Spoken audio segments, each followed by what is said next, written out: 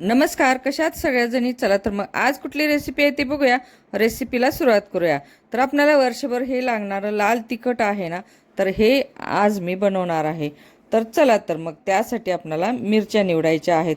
तर ह्या मिरच्या तुम्ही कशा पद्धतीच्या घेतात. तुम्हाला जर तिखट लाल तिखट एकदमच तिखट पाहिजे असेल ना, तर तुम्ही इथं लवंगी मिरची 100% तिखट असणारी लवंगी मिरची वापरा. नसेल तुम्हाला तिखट मीडियम पाहिजे असेल तर तिथं गुंटूर मिरची वापरा किंवा लवंगीमध्ये 70% तिखट असणारी मिरची घ्या आणि त्यामध्ये बेडगी पण तुम्ही अर्धा किलो घ्या. बॅलन्स त्याचं तिखटपणा कमी करतो. तर आपण आता ह्या मिरच्या निवडून घेतलेल्या आहेत ना, तर त्या घरी आणल्यानंतर कडकडीत उन्हामध्ये 2 ते 3 दिवस वाळत घाला. कारण कडकडीत उन्हात वाळायला पाहिजेत. कारण आपण मार्केटहून आणतो ना, त्यावेळेस ओलसर पण असतो मिरचीमध्ये. मग ते मिरच्या आपण तशाच आणल्या ना, तर मग ते वर्षभर टिकणार नाही. कारण खराब होण्याची शक्यता असते, आळी लागण्याची शक्यता असते. म्हणून आपल्याला ते मिरची उन्हामध्ये कडक वाळवायला पाहिजे. निवडून देठ काढून त्यामध्ये काडी कचरा काय आहे ना, ते बघायला पाहिजे. तर आता हे झालेलं आहे आपलं.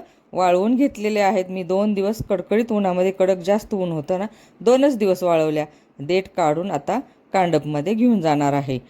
इथं मी मिरच्या घेऊन आलेली आहे वाटायला. तर आता हे कांडपमध्ये मिरच्या घातलेल्या आहेत. तर आता हे वाटायला चालू करतात. आता इथं वरतून तेल लावायचं आहे मिरच्याला. तुम्ही वाळवत असताना मिरच्याला तेल लावलं तरी चाललं असतं, पण आता इथं मी लावलेलं नव्हतं म्हणून मी इथं वाटताना लावते. तर आता जिरे टाकलेले आहेत, हे बघू शकता.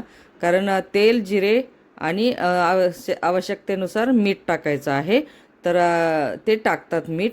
आणि इथं लसूण मी अजिबात वापरलेला नाही, कारण लसणानं आळी लागते. वर्षभर टिकून ठेवण्यासाठी आपणाला लसूण वापरला नाही तरी चालेल. कोणी कोणी वापरतात, कोणी ह्याला अद्रक पण घालतात, कोणी लसूण पण घालतात. पण मी काही वापरत नाही. जिरे फक्त आणि मीठ आणि तेल. तेल पण अधिक जास्त लावायचं नाही, कारण कुम्मट वास येतो. कारण वर्षभर आपणाला हे ठेवायचं आहे. जर आपल्याला तिखट वर्षभर टिकवायचं असेल ना, तर ह्या बरणीमध्ये काही टप्प्याटप्प्याने तुम्ही बारीक हिंगाचे खडे पण टाकू शकता. त्याने वर्षभर हिंगाच्या खड्याने तिखट खराब होत नाही, छान टिकतं. तर कसं वाटलं माझं लाल तिखट तुम्हाला. कलर पण तिखटाचा कसा लाल आहे बघा. तर आवडला असेल तर नक्की कमेंट करा, शेअर करा, सबस्क्राईब करा. सबस्क्राईब करायला अजिबात विसरू नका. तर हे 2.5 किलोचं लाल तिखट आहे. आवडलं असेल तर नक्की कमेंट करा.